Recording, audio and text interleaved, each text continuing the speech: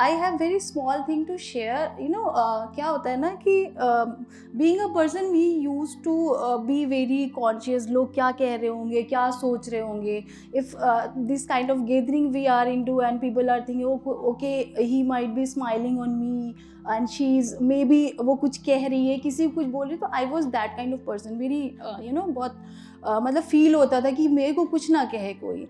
So I have done my graduation with human psychology, but it a bit part of human psychology.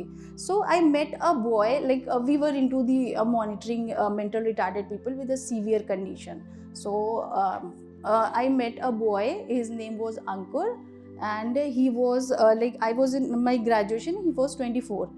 So he went for vacation and he came back and I just asked him कि क्या हुआ, तुम आ क्यों नहीं रहते, तुम ठीक नहीं थे क्या? तो बोला नहीं मैं तो ठीक था दीदी, I went to the Balaji and Mahabaleshwar to offer pray.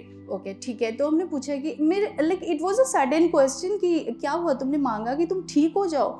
He was the reaction he gave to me that made my life change. मतलब I'm still used to cry when I used to remember that event.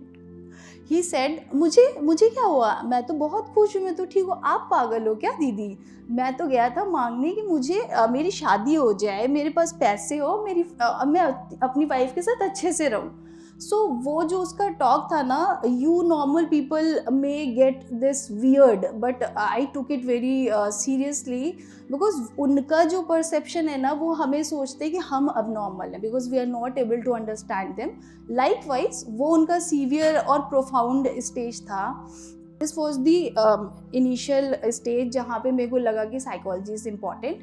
After that I have been into event management, I have been into my father's business. My father was a doctor, he was having a chain of nursing home in Allahabad. So last year in April my father died unfortunately, and after that I found my self aimless, lifeless. I attempted a suicide attempt as well. Because पापा के बाद मेरे को लगता था कि मेरी life में कुछ भी नहीं है. आई वॉज कम्प्लीटली मतलब कुछ भी नहीं था मेरे पास करने के लिए. मेरी मम्मी से मेरी अंडरस्टैंडिंग नहीं थी. I was very pampered child bye my father. तो मतलब ये लाइफ का जर्नी ऐसा था ना कि मेरी मम्मी से फाइट होने लगी है. मुझे लगता है कि she is not able to understand me after my father.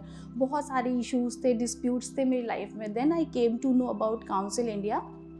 So psychology was the known subject to me, but then I just got to know कि Council India is there who is providing some a bit courses, different types of courses जो कि आपको. तो I then in last year November I decided कि हम psychology field में चले जाएंगे. I will pursue my career over there. But what happened to me, we started with the classes. Okay, I got a counseling session and I just joined the course and we started with the classes. But वो ना एक stress वाला चल रहा था session, different sessions थे. But एक session आया था, I'm not remembering that mentor's name, but she was just a turning point into my life. वो मैम life rebuilding जो topic था हमारा, it made me completely changed. तो उससे एक महीने पहले ही आई अटेम्प्टेड अ सुसाइड, क्योंकि पापा के बाद मेरा बिल्कुल लगता ही नहीं था कि हमें कुछ करना है. मेरी शादी फिक्स हो गई थी, सो वो भी कैंसिल कर दी हमने. मतलब everything was ruined. So life rebuilding का सेशन हुआ and I got to know that there is lots of things to do still in my life. और वहाँ से council India came as a hero.